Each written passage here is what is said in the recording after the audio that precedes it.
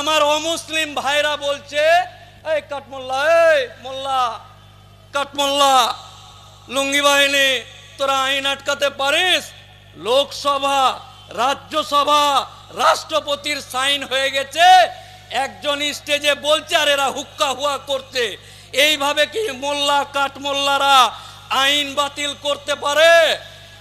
আমি মোফাক্কেরুল ইসলাম, কলকাতা হাইকোর্টের আইনজীবী বলছে, এরকম অজস্র আইন আছে যে আইনগুলোকে সুপ্রিম কোর্টে মামলা করে, হাইকোর্টে মামলা করে এমন ঠান্ডা ঘরে ঢুকিয়ে দেওয়া যায় যে কিয়ামতের আগের দিন পর্যন্ত তাদের ডেট আসবে না।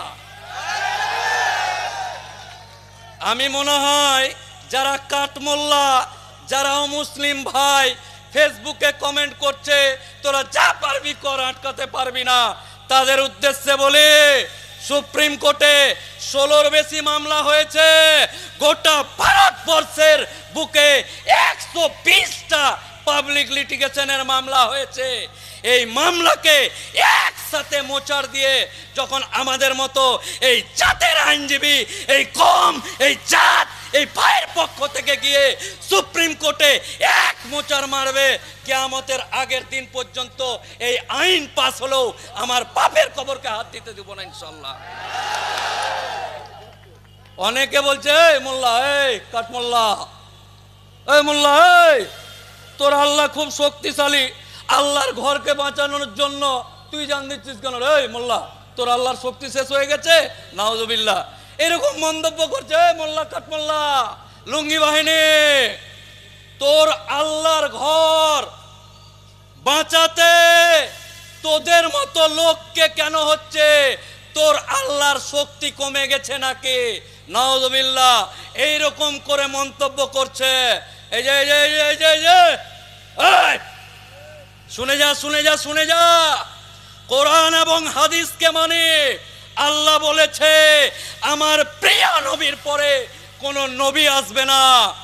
আমার সামনে যারা বসে আছে আবাবিল পাখি আসবে না, আবাবিল পাখি মুখে পাথর নিয়ে আসবে না।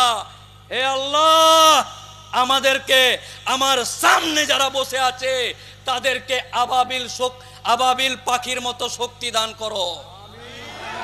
হে আল্লাহ, হে আল্লাহ, আমরা ইসলাম ধর্মাবলম্বী মানুষ, আমাদেরকে হযরত উমরের মতো শক্তি দান করো। হে আল্লাহ, আবাবিল পাখিকে পাঠানোর দরকার নেই, আমাদের জাজবাকে তুমি এমন তৈরি করো, আবু লাহাব, আবু জাহেল, ये तो चुटकी का बात है मेरे भाई, ये तो चुटकी का बात है। এগুলো আমাদের হাড়োয়া, বসিরহাট, হাসনাবাদ, উত্তর 24 পরগনার লোকেরই জুটবে না, জুটবে না। এ হাওড়াবাসী, হুগলিবাসী, বর্ধমানবাসী, তোমাদেরও প্রয়োজন নেই।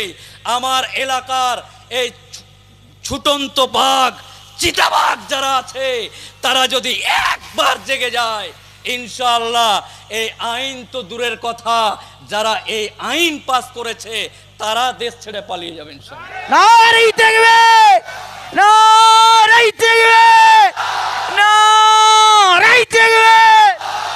অমিত শাহ নিপাত যাক, এই মোদি নিপাত যাক।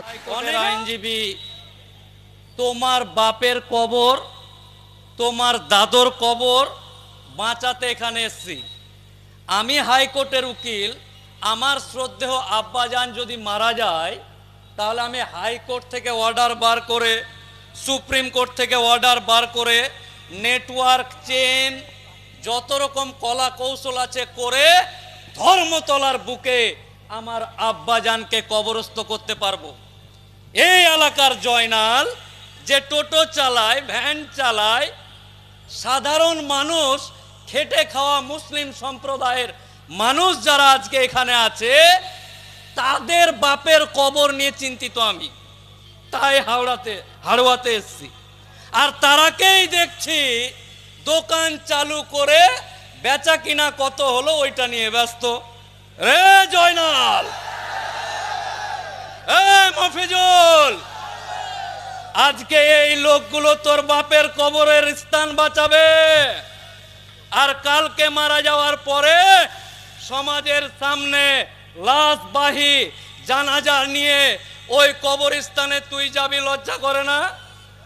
এই জয়নাল, মফিজুল, রফিকুল, মুস্তাক, নজরুল এক সেকেন্ডের মধ্যে দোকান বন্ধ করে নিজের বাপ নিজের মা 9 মাস পেটে ধরে রেখেছে, ওই মাকে কোথায় কবর দিবি সেই কবরস্থান বাঁচানোর লড়াই চলছে।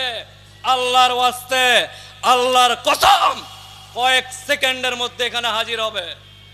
যদি না হয় তাহলে কিছু স্ট্যান্ডার্ড টাইপের মুসলমান আছে, কিছু স্ট্যান্ডার্ড টাইপের মুসলমান আছে, উকিল, ডাক্তার, মুক্তার, শিক্ষক, তারা বলছে সিগারেটে টান দিতে দিতে এটি অশিক্ষিত, ধর এটি অশিক্ষিত, বুঝে না কিছু, সালা কে ডেকেছে না ডেকেছে টুপি টাপা পরে হাজির।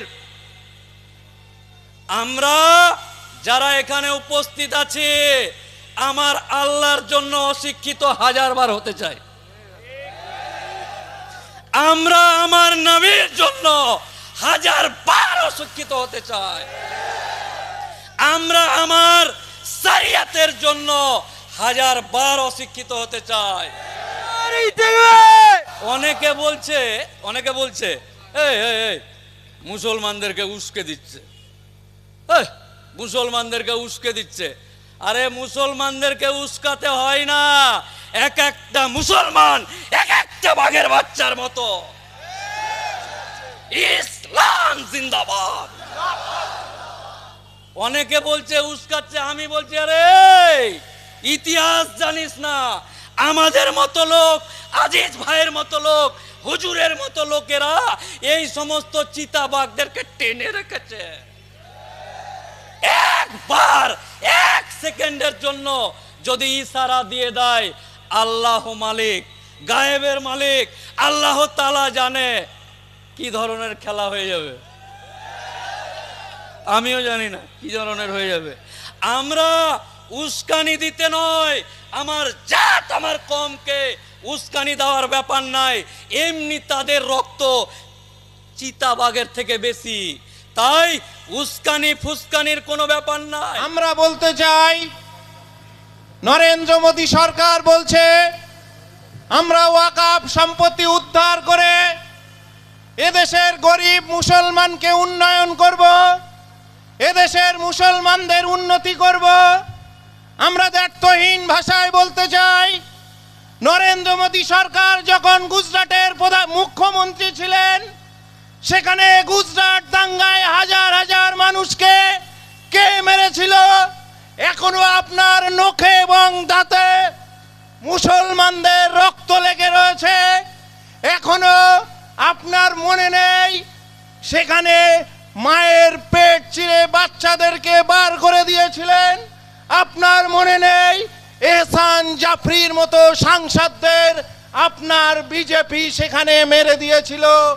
আপনার মনে নেই বিলকিস বানুর গণধর্ষণকারীদের, যারা গণধর্ষণ করেছিল তাদেরকে আপনার দল তাদেরকে ফুলের মালা দিয়েছিল? আপনি এখন বলছেন আপনি মুসলমানদের উন্নয়ন করতে চান। আপনি বলুন তো, আপনি মুসলমানদের উন্নয়ন করতে চান, আপনার দলে কোথায় মুসলিম এমপি আছে? আপনার দলে কোথায় মুসলিম বিধায়ক আছে? আপনার দলে কোথায় মুসলিম জনপ্রতিনিধি আছে? মুক্তার আব্বাস নাকভি বলে একজন মেকি মুসলিম নামওয়ালা লোক ছিল, তাকেও আর আপনি রাখছেন না। তাহলে আপনার মুসলিমদের উন্নয়ন কোথায়? আপনি মুসলিমদের উন্নয়ন করতে চাইছেন সিএএনএ, এখানে মুসলিম বাদে অন্য সমস্ত নাগরিককে আপনি নাগরিকত্ব দিতে চাইছেন। মুসলিমদের নাগরিকত্ব দিতে আপনার ভয় কিসের? বাইরে থেকে আসা মুসলিমদের, যারা এখানকার মাটিকে ভালোবেসে নিয়েছে, তাদের নাগরিকত্ব দিতে আপনার ভয় কিসের? সেখানে আপনি বলছেন যে মুসলমানদের উন্নয়ন করতে চাইছেন। আজকে আমরা দ্ব্যর্থহীন ভাষায় বলতে চাই যে মুসলিমদের যদি সত্যি আপনি উন্নয়ন করতে চাইতেন, তাহলে মুসলিমদের চাকরিতে সংরক্ষণের ব্যবস্থা করতেন। যদি মুসলিমদের আপনি উন্নয়ন করতে চাইছেন, আপনার দলে মুসলিম বিধায়ককে নির্বাচনে দাঁড় করাতেন। আপনি যদি মুসলিমদের উন্নয়ন করতে চাইতেন, সিএতে মুসলিমদের বাদ দিতেন না। আপনি যদি মুসলিমদের উন্নয়ন করতে চাইতেন, তাহলে দেশ জুড়ে যে গণপিটুনিতে মুসলিমদের নাম ধরে ধরে মারা হয়, সেখানে পার্লামেন্টে এই গণপিটুনি আইনের বিরুদ্ধে আইন তৈরি করতেন। তাহলে বুঝতাম আপনি মুসলিমদের উন্নয়ন করতে চাইতেন। স্বাধীনতার এত বছর পরে ওয়াকফ অ্যামেন্ডমেন্ট বিল অনেক হয়েছে, কোনো সরকারই কিন্তু ওয়াকফ সম্পত্তি কেড়ে নেওয়ার জন্য বিল করেনি। এবং এ পর্যন্ত যতবার ওয়াকফ অ্যামেন্ডমেন্ট হয়েছে, কোনো সময় কিন্তু মুসলিমরা তার প্রতিবাদ করেনি। আজ 2025 সালে এসে কেন আপনার ওয়াকফ সংসদীয় আইনের মুসলমানরা বিরোধিতা করছে? তাহলে বুঝতে হবে যে ওয়াকফ সংশোধনীর মাধ্যমে নরেন্দ্র মোদী সরকার মুসলমানদের ওয়াকফ সম্পত্তি রক্ষা করতে চাইছে না। নরেন্দ্র মোদী সরকার ওয়াকফ সম্পত্তি দখল করে নিতে চাইছে। তাই আজকে দেশ জুড়ে অল ইন্ডিয়া মুসলিম পার্সোনাল ল বোর্ডের আহ্বানে আন্দোলন চলছে। কলকাতাতে বড় আন্দোলন হবে ঘোষণা হয়েছে, আপনারা কানে শুনেছেন। 26শে এপ্রিল কলকাতার ব্রিগেড ময়দানে কিন্তু জমায়েত হবে। ব্রিগেড ময়দান থেকে আমরা জানিয়ে দেব, নরেন্দ্র মোদী আপনার মেকি মুসলিম দরদি সারা দেশ জেনে গেছে। তাই মেকি মুসলিম দরদি আপনার দেখাতে হবে না। অবিলম্বে আমাদের জন্য ওয়াকফ আইন, আমাদের উন্নতি করতে চাইছেন যখন, আমরা চাইছি না ওই ওয়াকফ অ্যামেন্ডমেন্ট বিল। তাই অবিলম্বে ওয়াকফ অ্যামেন্ডমেন্ট বিল বাতিল করতে হবে। এই দাবি নিয়ে আমরা আগামী 26শে এপ্রিল কলকাতায় যাব। সবাই ভালো থাকুন, সুস্থ থাকুন। 26শে এপ্রিল কলকাতার ব্রিগেড ময়দানে সবার সঙ্গে দেখা হবে। এই বলে আমি আমার সংক্ষিপ্ত বক্তব্য শেষ করলাম। নারায়ে তাকবীর, নারায়ে তাকবীর। অবিলম্বে ওয়াকফ আইন জ্বালিয়ে দাও, পুড়িয়ে দাও। অবিলম্বে ওয়াকফ আইন জ্বালিয়ে দাও, পুড়িয়ে দাও। সম্মানিত সাথী ভাইয়েরা, আমরা একটা কঠিন সময়ের মধ্যে এ সময় উপস্থিত হয়েছি। এই সময়টা আমাদের পৈতৃক সম্পত্তি কেড়ে নেওয়ার একটা প্রাস বা একটা আইন তৈরি করেছে এই ভারতবর্ষের অর্থাৎ আমাদেরই গভর্নমেন্ট, যেটা সম্পূর্ণ অগণতান্ত্রিক এবং অসাংবিধানিক। আমরা জানি যে এরা শুধু আমাদের কাছ থেকে ওয়াকফ নিয়ে সন্তুষ্ট নয়। এই ওয়াকফের সম্পত্তি শুধু দিয়ে দিলে যে ওরা সন্তুষ্ট হয়ে যাবে তা নয়, ওরা আমাদের কাছ থেকে সব কিছু চায়, এমনকি আমাদের ইমানটাও চায়। আজকের ভারতবর্ষে আমাদের এই সম্পত্তি যারা হাতিয়ে নিতে চাচ্ছে, আসলে ওয়াকফ সম্পত্তি হাতানো নয়, আসলে ওরা আমাদের মসজিদ হাতিয়ে নিতে চায়, ওরা আমাদের মাদ্রাসা হাতিয়ে নিতে চায়, ওরা আমাদের কবরস্থান হাতিয়ে নিতে চায়, ওরা আমাদের ঘরের ছেলে মেয়েদেরকেও হাতিয়ে নিতে চায়। ওরা আমাদেরকেও এনআরসির মাধ্যমে, আমাদের মোহতারাম মাওলানা সাহেব বলছিলেন, হুজুর বলছিলেন, মাতিন সাহেব, যে ওরা সব কিছু লিজ দিয়ে দিচ্ছে। এই সব কিছু লিজ দেওয়ার সাথে সাথে আমাদেরকেও এনআরসি করে ওরা লিজ দিতে চায়, বড় বড় কর্পোরেট কোম্পানির হাতে আমাদেরকে তুলে দিতে চায়। এটা ওদের পরিকল্পনা। এই পরিকল্পনা শুধু আজ থেকে নয়, এ পরিকল্পনা পৃথিবীর শুরু থেকে এ হক বনাম বাতিলের এ দ্বন্দ্ব চলে আসছে। ফলে আমরা আজকের যারা এই ওয়াকফ বাঁচাও কমিটিতে সংযুক্ত হয়ে আমরা ওয়াকফ বাঁচানোর জন্যে যারা এখানে এসেছি, আমাদের অত্যন্ত ধৈর্যের সঙ্গে প্ল্যান মাফিক আমাদের প্রোগ্রাম করতে হবে। আমরা কখনো যেন অধৈর্য হয়ে আবেগের বশবর্তী হয়ে আমরা হক পন্থা থেকে কখনো যেন সরে না যাই, কারণ এরা ওটাই চাচ্ছে, এটা এদের চিরাচরিত নীতি। আমরা জানি প্রিয় নবী সাল্লাল্লাহু আলাইহি ওয়াসাল্লাম যখন হুদায়বিয়ার সন্ধি করার জন্য তিনি সন্ধি করার জন্য তো বার হননি, তিনি বার হয়েছিলেন হজ করার জন্যে। হজ করতে যাওয়ার পথে তখনও পর্যন্ত আন্তর্জাতিকভাবে আইন ছিল, পৃথিবীর যে কোনো দেশ থেকে যে কোনো প্রান্ত থেকে কোনো মানুষ যদি হজের এহরাম পরে বার হয় তাকে উত্ত্যক্ত করা হারাম ছিল। এমনকি তাদের কুরবানির পশুগুলোর গলায় যদি কোনো পটি বাঁধা থাকতো সেই পশুগুলোকে উত্ত্যক্ত করা হারাম ছিল। এত সত্ত্বেও মুসলমানরা হজ করতে যাচ্ছিল, সে সময় তাদের পথে আটকে দেওয়া হলো। তারা হজরত উসমান রাদিয়াল্লাহু তাআলা আনহুকে আটকে দিয়ে তারা মুসলমান শিবিরে খবর পাঠিয়ে দিল যে আমরা উসমানকে হত্যা করে দিয়েছি। এর অর্থ কী ছিল? এর অর্থ ছিল এটা যে গোটা পৃথিবীতে জানান দেওয়া যে এ সময় উসমানকে হত্যা করা হয়েছে, এ কথা জানালেই মুসলমানরা উত্তেজিত হয়ে যাবে, তারা অপ্রীতিকর ঘটনা এখানে ঘটিয়ে দেবে। তাহলে এই যে আমরা একটা আন্তর্জাতিক আইন লঙ্ঘন করছি, তার এগেইনস্টে জানানো যাবে যে মুসলমানরা আসলে হজ করতে আসেনি, ওরা এখানে মারামারি করতে এসেছিল, ওরা যুদ্ধ করতে এসেছিল, ওরা লড়াই করতে এসেছিল। এই কালিমা মুসলমানদের ঘাড়ে ওরা লেপন করতে চেয়েছিল। রাতের অন্ধকারে মুসলমানদের তাঁবুতে তারা পাথর ছুঁড়েছে, তারা ভাত রান্না করছে, সেখান থেকে ঘোড়া দৌড় করে দেওয়া হয়েছে। মূল লক্ষ্য ছিল যে মুসলমানদেরকে উত্তেজিত করা, মুসলমানদেরকে ডাইভার্ট করা, মুসলমানদেরকে পথচ্যুত করা। সম্মানিত সাথী ভাইরা, এটা করতে পারলেই ওরা লাভবান হবে। ফলে ওদের পাতা ফাঁদে যেন আমরা কখনো পা না দেই। আমরা মানে আমি এখানে আমার সামনে শুধু উপস্থিত আমার মুসলমান ভাইদের বলছি না, আমরা এখানে কথা বলতে চাচ্ছি যে আমাদের দেশের আপামর প্রত্যেকটি জনসাধারণ, জাতি, ধর্ম, বর্ণ নির্বিশেষে সকলের জন্য, যারা হকের পক্ষে আছে, যারা অন্যায়ের বিপক্ষে আছে। কারণ আল্লাহ সুবহানাহু ওয়া তাআলা তিনি আমাদের জন্য বলেছেন, যখন তুম খয়রা উম্মাতিন উখরিজাত লিন-নাস তা'মুরুনা বিল মা'রুফি ওয়া তানহাউনা আনিল মুনকার ওয়া তু'মিনুনা বিল্লাহ, যে আমি তোমাদের বাছাই করে নিয়েছি মানব গোষ্ঠীর ভিতর থেকে কিছু অংশকে মানব জাতির জন্য, যে তোমরা ন্যায় কাজের অর্থাৎ অন্যায় ভালো কাজের আদেশদাতা হবে, ভালো কাজ যা হবে সেগুলো তোমরা করবে, আর অন্যায় অপকর্ম অমানবিকতা যা হবে সেগুলো তোমরা তোমাদের শক্তি দিয়ে সেগুলোকে রুখে দেবে। আজকের ভারতবর্ষে ওয়াকাফ বিলের উপরে, ওয়াকাফের উপরে যে নতুন বিলটা এনে যে নতুন আইন পাশ করা হয়েছে, এটা স্পষ্ট আমাদের সংবিধানকে খেলাফ করা হয়েছে, এটা স্পষ্ট একটা জাতির উপরে আঘাত করা হয়েছে এবং জনমানুষের আবেগের উপরে এটা আঘাত করা হয়েছে। আমরা জানি 1950 সালে এ ধরনের একটা মামলা সুপ্রিম কোর্টে হাজির হয়েছিল, সেটা একটা হিন্দু ট্রাস্টকে কেন্দ্র করে। সেখানে তৎকালীন সুপ্রিম কোর্টের যিনি জাজ ছিলেন তিনি রায় দিয়েছিলেন যে এই ট্রাস্টে, হিন্দু সম্পত্তি ট্রাস্টে কোনো অহিন্দু সংযুক্ত হতে পারবে না এবং এই সম্পত্তি সম্পূর্ণরূপে রক্ষা করার দায়িত্ব এই ট্রাস্টের, এবং হিন্দুরাই এর প্ল্যান করবে, হিন্দুরাই এর অ্যাপ্লিমেন্ট করবে, এদের ইচ্ছায় কেউ বাধা দেওয়ার থাকবে না। ঠিক পাশাপাশি মুসলমানদের যে সম্পত্তি আছে সে সম্পত্তি তাদের যে ট্রাস্টের মাধ্যমে অন্তর্ভুক্ত করা হচ্ছে, সেই ট্রাস্ট এটা অটোনমাস বডি, সেও নিজের থেকে আইন নির্ধারণ করবে, সে নিজেই তার প্রয়োগ করবে, এখানেও কেউ বাধা হতে পারে না।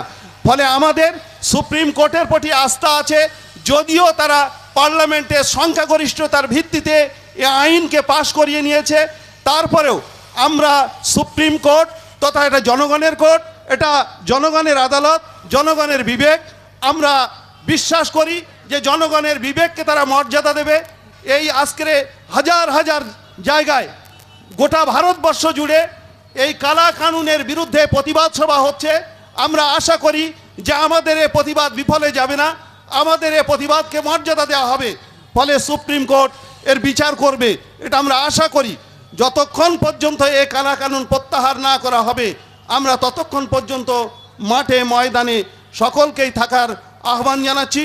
এবং সেই সঙ্গে মুসলিম পার্সোনাল ল বোর্ডের পক্ষ থেকে আগামী 26 তারিখ যে ব্রিগেড ভরাও ডাক দেওয়া হয়েছে, আমরা সেখানে আপনাদের সকলকে উপস্থিত হয়ে এই অন্যায়ের বিরুদ্ধে গর্জে ওঠার জন্য স্বনির্বন্ধন অনুরোধ দেখে আমার কথা শেষ করছি।